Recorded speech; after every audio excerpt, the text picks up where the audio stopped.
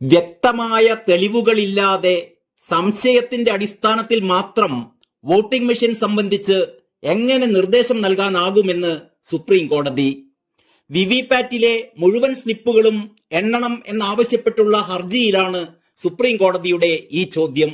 ഇത് സംബന്ധിച്ച് തിരഞ്ഞെടുപ്പ് കമ്മീഷൻ ഉദ്യോഗസ്ഥരുടെ വിശദീകരണം കേട്ട കോടതി ഹർജി വിധി പറയാനായി മാറ്റി.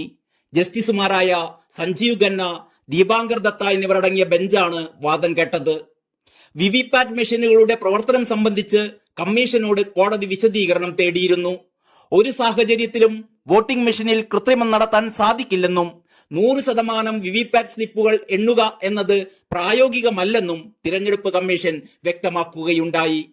Control unit, VVPAT, ballot unit എന്നിവയടങ്ങിയതാണ് വോട്ടിംഗ് മെഷീൻ. ഇതിലെ ഓരോ യൂണിറ്റിലും ഒറ്റത്തവണ മാത്രമേ മൈക്രോ കൺട്രോളർ ഉപയോഗിച്ച് പ്രോഗ്രാം ചെയ്യാൻ സാധിക്കുകയുള്ളൂ എന്നും കമ്മീഷൻ വിശദീകരിച്ചു. റീപ്രോഗ്രാം ചെയ്യാൻ സാധിക്കില്ലെന്ന് പറയുന്നത് തെറ്റാണെന്ന് അഭിഭാഷകനായ പ്രശാന്ത് ഭൂഷൺ ചൂണ്ടിക്കാട്ടിയെങ്കിലും തിരഞ്ഞെടുപ്പ് കമ്മീഷന്റെ സാങ്കേതിക റിപ്പോർട്ടിൽ വിശ്വാസമുണ്ടെന്ന് കോടതി പറഞ്ഞു. വോട്ടെടുപ്പ് നിയന്ത്രിക്കാൻ കോടതിക്ക് അധികാരമില്ലെന്നും സുപ്രീം കോടതി വ്യക്തമാക്കുകയുണ്ടായി. മറ്റൊരു ഭരണഘടനാ സ്ഥാപനമായ തിരഞ്ഞെടുപ്പ് കമ്മീഷനാണ് വോട്ടെടുപ്പ് നടത്താനുള്ള അധികാരമെന്നും കോടതി ചൂണ്ടിക്കാട്ടി. കോടതി ആരാഞ്ഞ ചില ചോദ്യങ്ങളും കമ്മീഷന്റെ വിശദീകരണങ്ങളും ഇങ്ങനെയായിരുന്നു. സുപ്രീം കോടതി ചോദിച്ചു, മൈക്രോ കൺട്രോളർ കൺട്രോളിംഗ് യൂണിറ്റിലാണോ വിവിപാറ്റിലാണോ ഉള്ളത്?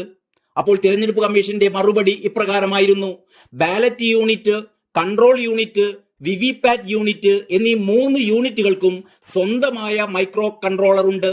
ആർക്കും ഇടപെടാൻ സാധിക്കാത്ത തരത്തിൽ സുരക്ഷിതമായാണ് ഇവ സ്ഥാപിച്ചിരിക്കുന്നത്.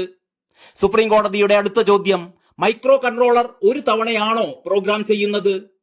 തിരഞ്ഞെടുപ്പ് കമ്മീഷന്റെ മറുപടി, അതെ, ഒറ്റത്തവണ മാത്രമാണ് പ്രോഗ്രാം ചെയ്യുന്നത്.